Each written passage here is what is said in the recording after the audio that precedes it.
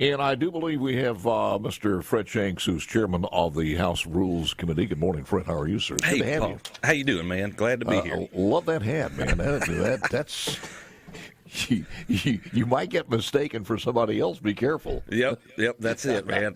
I get more shout-outs on this. Plus, it's early in the morning. I said, you know what? I'm just putting the hat on. Oh, that's a great idea. Thank you very much. You don't have to get dressed till later on this afternoon. That's right. That's right.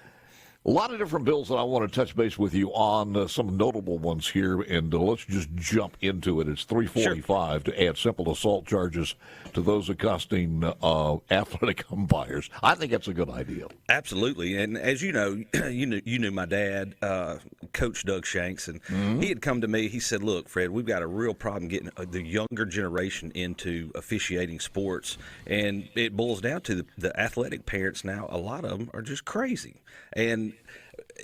So we came up with this bill. We actually modeled it off of California's bill, which is kind of mind-blowing. And right after I did this bill, I think it was 2 years ago, Christy Moore down in Laurel, if you'll remember, was officiating a children's softball game. It made national news. And, of course, she gets assaulted in the parking lot and gets her eye socket broken by a parent. So I think this bill's needed, and we're gonna try it again this year. It makes sense because no other venue, whether you're at work and it's the players who assault each other with a baseball bat or whatever it happens to be, can get away with that in the workplace. If it's your workplace in the legislature or our workplace, it's assault and battery. 100%. And if it's recreational, like a sporting event, you can't do that at a dance club somewhere. That's right. I mean, it is a good idea to do that, and there should be consequences. Absolutely. And, after I did that bill, I mean, it got national attention with, Christy getting assaulted, and I had a few media outlets on the West Coast who reached out. So, yeah, 100%. So what are the chances this year on this one at 345? I feel good about it. I've talked to the chairman about it briefly, and, I think we're going to be okay. HB 691, the Board on Law Enforcement Officer Standards and Training, something I've talked about on the air, that we have to get the classroom experience up, especially with everybody pushing back now on everybody's a lawyer from Harvard when they're stopped. That's right. That's right. And the genesis of that bill, actually, I heard Commissioner Tyndall, I think he was on with you, and was mentioning, and I thought, the Board of Minimum Standards really needs some teeth here, and also to increase training, from statewide all the way down to local. And, I got with him. I texted him while he was on with you, and then from there we just started working on a bill. And, I'm real pleased with it. It's a good idea. Listen, when somebody in a vehicle says, I don't have to do this, I don't have to show you this, I don't have to roll down my window, I don't have to present this, and they know more about the law than the police officer, and I sincerely believe there's not an officer out there, man, woman, black or white, young, tall, whatever it happens to be, who doesn't want to be fully armed with the knowledge as well as the firepower when they get out there every single day. So I think they want to be trained. It's just that they've got to be prepared when they're put out on the streets like this. Absolutely, because a lot of time it's just the officer and that person, and the more training, the biggest weapon that an officer has is their brain, and you can get out of so many situations just by knowing how to talk to people. Absolutely. There's a case of one guy who's gone viral on TikTok and also on Instagram, I think it is. I think he's out in Arizona, and he's sharp.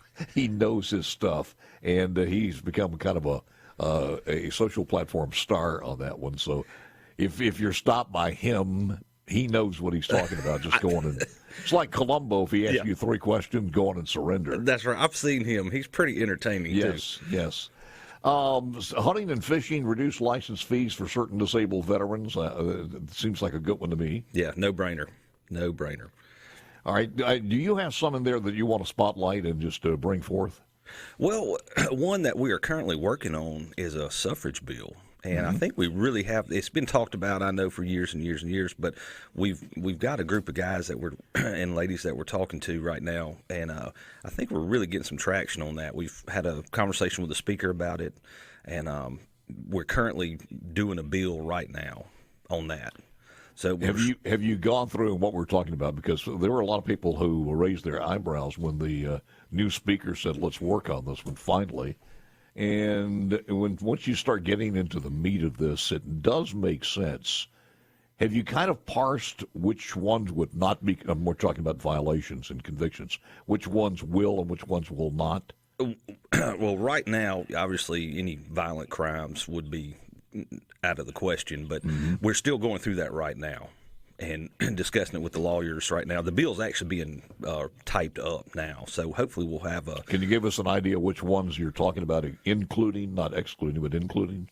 In other words, it's shoplifting or something like that? Yeah, I mean, just like, small-time stuff like that. Let me back up a little bit. What we're talking about, folks, is that if you're convicted of shoplifting, or there's some things you're convicted of in the state of Mississippi that you lose your voting rights for your life. That's right. Even after 15, 20, 30 years after you've paid your dues to society.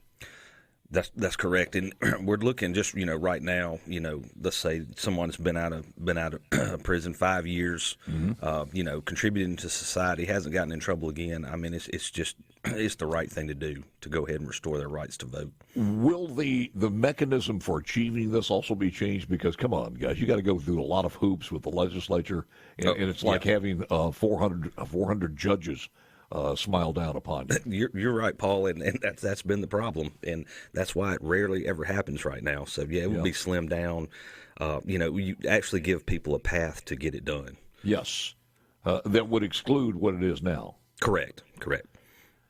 What bill number is that? If folks want to take a look at it. Well, it doesn't have one just yet. Oh, it doesn't have a bill number.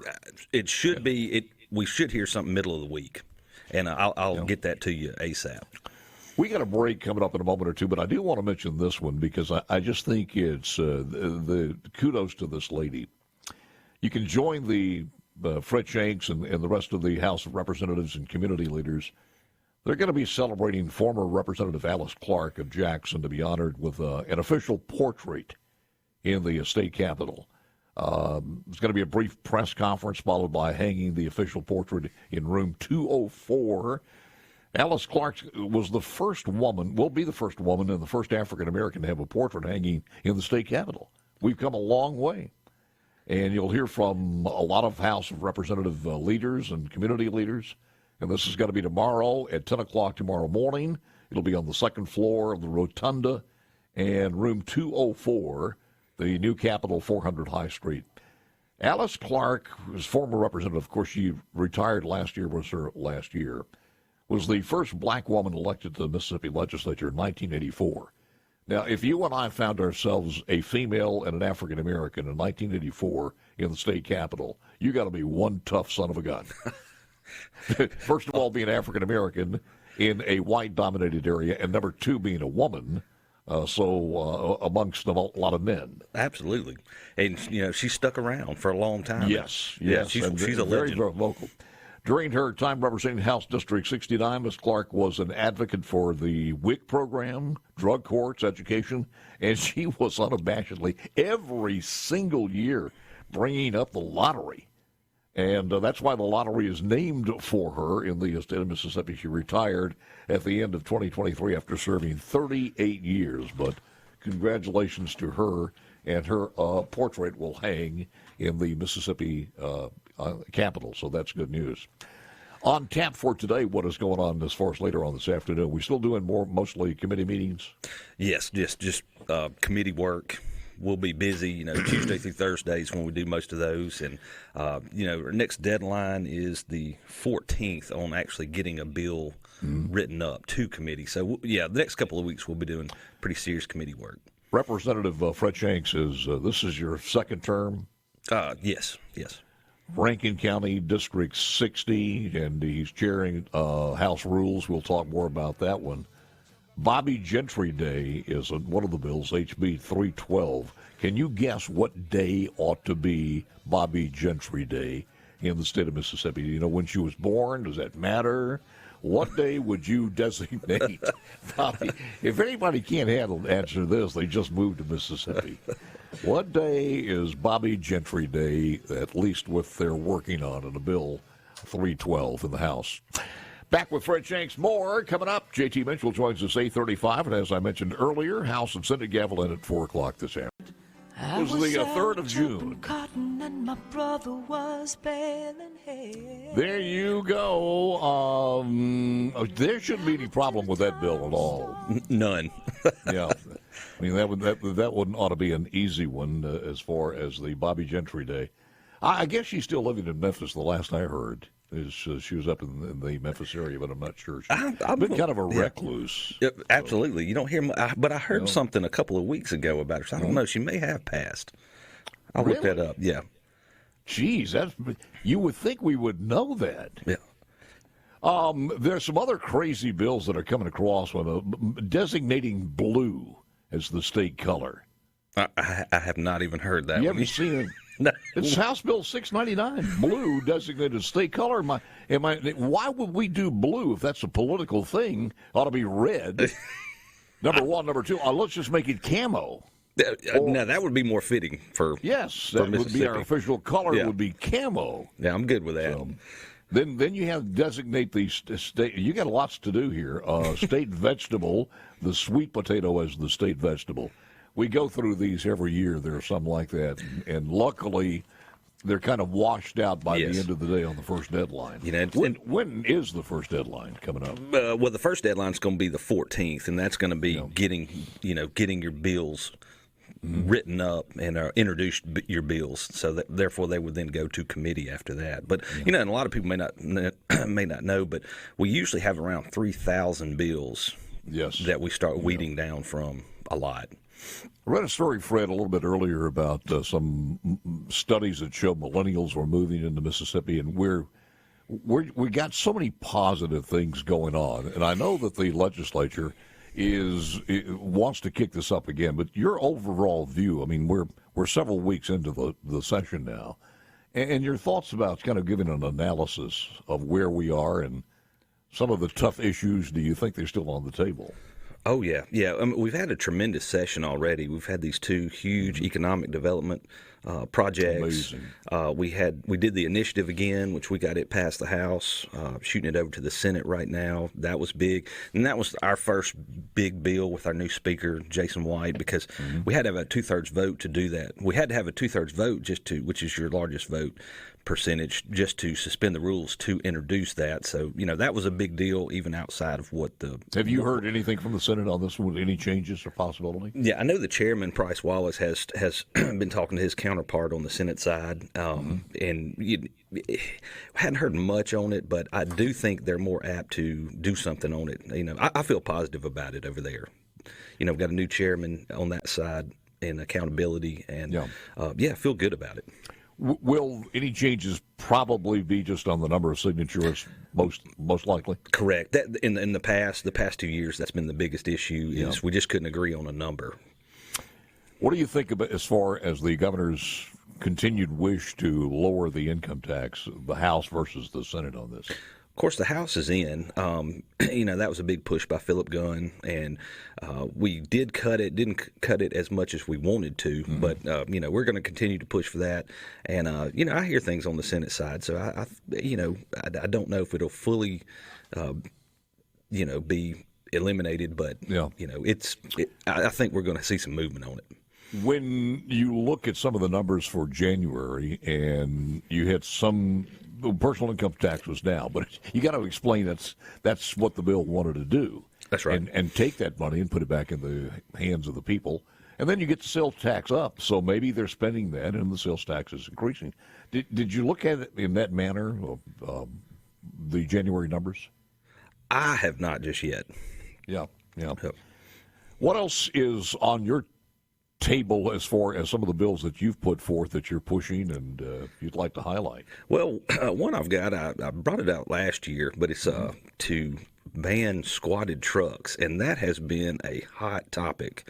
I saw that. Yeah. I wasn't even going to ask you that because I didn't know trucks squatted. But. Well, I just put it out there last year at some point on like social media, like, hey, how do you guys feel about this? Just tell me. And it blew up. People were fighting with each other. It was crazy. No kidding. Yeah, All right, yeah. Hold on. Let me tell you. It's if you guys want to who follow along like baseball players, writing the scorecard down. It's HB 349. Squatted vehicles prohibit modification to motor vehicles which raise the front fender a certain height above the rear fender. Now, explain, Lucy. Okay, so this apparently originated in, I think, North Carolina or South Carolina, but it's North Carolina. That's it. It's the North Carolina squat, and they actually outlawed it there. But essentially, your front hood and headlights are pointed towards the sky. So I have actually done my due diligence. I have a buddy who worked on one of those trucks, and I drove it around a parking lot, and you cannot see what is in front of you for a good distance. And it changes the. I'm a car guy, so I mean it changes the geometry of the factory suspension. It's very dangerous. And I will say this: in Smith County, they had a 6-year-old child that was run over by one and killed, which is very unfortunate. Jeez. Yeah, but I found that out just about a month ago. So we're on the right track on doing something on this. There's no levelers in there. They stay that way constantly. In other words, that's right. The front shocks are lifting up higher. Yeah, that's right. I mean, it's real noticeable. You'll know one when you see one. Do we have a lot of those in Mississippi? People do. Yes, they're horrible. Are you serious? They're the worst thing in the world. And plus, try to drive behind one of those. I mean, in front of one with the lights, and then try to come head on with one with the lights. And most all of them have LEDs, and you're blind. And then number two, it looks like a old Mark V boat that you push the throttle down, and they're just crazy. Yeah, they're planing. horrible. Yeah. It's not like we don't have enough things to kill us on the roads these days. That's right. So, if a highway patrol stops or any law enforcement stops, is it a ticket written on that? Yeah, there's a actual measurement in the bill on how many inches the front can be, up as opposed to the back. Yeah. But I mean, currently. No, we're looking at actually outlawing them. What I'm saying right now, can they be ticketed for something that's not safe now? Yes. We had one in Rankin County. I just was talking to my county prosecutor about it. Highway Patrol pulled him over. He went to court to fight it, and they fined him $1,200. And he said it was $1,200 or he could fix it. And he said, "Give me the ticket." And he paid the ticket and said, "I'll pay another ticket." Jeez. Yeah, he's a believer. Is there anything in this bill 349 that have consequences for the shop that does it? No, but that's actually not a bad thought. That's something we can certainly look into, because I do know. Would you squeeze that in on an amendment? Well, because if they do this, they should know that it's illegal to do it. True, and I know that I think Senator Barrett has one on the Senate side, so that's certainly something we could work out in conference. Yeah. Hunting and fishing reduced license for certain. I mentioned that one. And there's a Mississippi medical cannabis extension exemption. Is it time for an exemption? What requirements for the Department of Health and Revenue? I tried to read this one. I couldn't figure this one out. It's 678. That I'm not familiar with. It was that one of mine. Yes, it is. Okay, so yeah, on that's going to have a reverse repealer in it. As the rules chairman, anything from the past that's had a reverse repealer, it kind of flows through me and gets my name put on it. There were some things on here as far as the parole board also, and I know that there's some changes being asked. I watched the appropriation process in one of the meetings from the House on the Department of Corrections. And the parole board and that situation got a lot of chatter and questions to the commissioner on it. But are we going to have some changes on the parole board? I believe so. I've heard a lot of just talk about it, and I believe we might have to, do a little tweaking there. Where do you think the tweaking is needed? Probably, a couple of the policies how they're operating. I know we had some big issues with them, this past year, and I got a lot of phone calls about it. Mm-hmm. So we are in a forgiveness type session here. HB 1114 to allow persons who are convicted of certain crimes to practice medicine or dentistry again after a person's license has been reinstated by the State Board of Medical Licensure or the State Board of Dental Examiners. So that's another one of the bills. And I guess it, again, depends on the infraction or the conviction, and I'm sure it does, and maybe not a bad idea. No. I was looking at a couple of other things as far as the teacher loan repayment program. More repealers extended there, so I won't get into all of those. A lot of that's just a procedure for the most part. Yes, sir. A couple of other questions. Can you hang around for one more segment here? Yeah, sure. We'll do it with Fred Shanks. Back along. It's called, instead of walking in Memphis, it's now running for your life in Memphis. It's brand new. It's going to be great when you hear the final version, if there is a final version of the song. Man, you just opened a Pandora's box on C Spire text line here as far as the squatting truck. Yeah, well, it's funny that happened because I've got a few of my colleagues. One, Representative Kevin Felsher down on the coast said that those are a major problem. Of course, they have what's called scraping the coast, which is kind of lowrider cars, for a week or so, and apparently those things are causing some major problems down there. Thomas said, if it's about safety, I don't like squatted trucks, but how are we going to go proclaim this for safety when we don't even have a vehicle inspection? Well, Thomas, the police officers understand, and just common sense, if you've got a windshield that's got more cracks and lines in it than Hillary Clinton's face without makeup, and you can't see through it, or no tail light, no headlight, they can stop you and give you a ticket. I mean, you don't have to have an inspection sticker. That's right. I don't really know what those getting an inspection sticker really ever did. I mean, when I got them, it was just paid, $5, and they didn't look at anything really. Vehicle inspections wouldn't solve the problem with raised trucks, Mackey and Vayton. You're absolutely right. So it's they sent us a couple of pictures. Well, here's the deal. If you see a plane coming in, you can see it. But if a plane lands on the road, you won't be able to see it in the middle of the night, the way those things are shooting up in the air. True. That's crazy. Yeah. You would think that they would pay a little money to redo the headlights one way or the other. Well, it's like Lance said, most of them do have those high-end LED lights on it, and they are extremely bright. And, of course, depending on how high the truck is, I mean, it's right in your eyes, or either it's over your roof. That's crazy. So, That's crazy. Final thoughts here before we let you go. Well, I appreciate you letting me come on, and Sure. we've had we've had a tremendous session, and we've got a lot more to do. We'll take on a lot of big issues, so just looking forward to getting a lot of big things done. Paul in Starkville. Paul, those truck's a lot like a dog with worms dragging his butt. Well, if that's the analogy that works with you. There was a good article, I'll squeeze this one here, on workforce from the Public Policy and our friend Douglas Carswell. And it's one of those things that's always bugged me is that we want to help people. And when we see that it is working and they're doing what they can to get out of the basket, the safety basket, we punish them by cutting off the aid. And I always thought the word is weaned, to wean off of it. And he addresses this. Article deals with a workforce structure that is counterproductive, I think, to welfare assistance, having some unintended consequences. And one of them is the creation of the so-called benefit cliffs. The benefit cliff is what happens when somebody loses their benefit, and if their income increases, but the benefits they lose outweigh the additional income gain. In other words, I want to give you an increase in salary and give you a different position, and then you start looking at it, and you go home and say, baby, look, I'm going to get this much money more, and I'm getting a promotion. And she says, well, yeah, but we're going to be losing our benefits, and you're actually going to lose money, especially if we have some sickness. And you shouldn't be put in that position. It should be less benefits until you can make that distinction. You see what I'm talking about? Yeah, I'm tracking.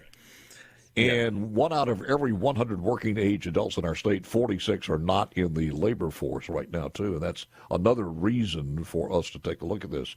We've got, according to the U.S. Bureau of Labor Statistics in October last year, there were 80,000 unfilled positions, jobs in our state. 80,000. That's an unreal number. The opportunities are there. It's more workforce training is what we need Yeah. to get them ready to go. Well, not only that, after we do this, and we had this figure earlier that we talked about, that were 40,000 jobs that just actually disappeared, that didn't return after the pandemic. And we always put a little caveat in there. I'm sure those were some people who had retired and were of the age to retire and just didn't come back after the pandemic was over. But that's not all 40,000. There were some people who just said, I don't want to go back to work. I kind of like it at home. So those things have got to be addressed, certainly now with the data center coming up. Absolutely. With that Marshall County plant, the EV plant coming up. I mean, it's just amazing what's going on. Oh, that's right. I mean, we've even got a little something I'm here, and I think it's top secret, coming to Rankin County here real soon. So, these things are coming. Is that going to require a special session? No, not that I've heard on that end. Yeah. I'm just hearing it a little Real locally. quickly, you only got a few seconds here, but how's Rankin County doing? I mean, it's just still exploding. Oh, yeah. I would say it's the place to be right now. Well, that just sounds like a chamber. We're going to charge you for that. Thank you, man. Appreciate it very much. Anytime. Fred Shanks, who's chairman of House Rules Committee. Again, the House and Senate go in at 4 o'clock this afternoon.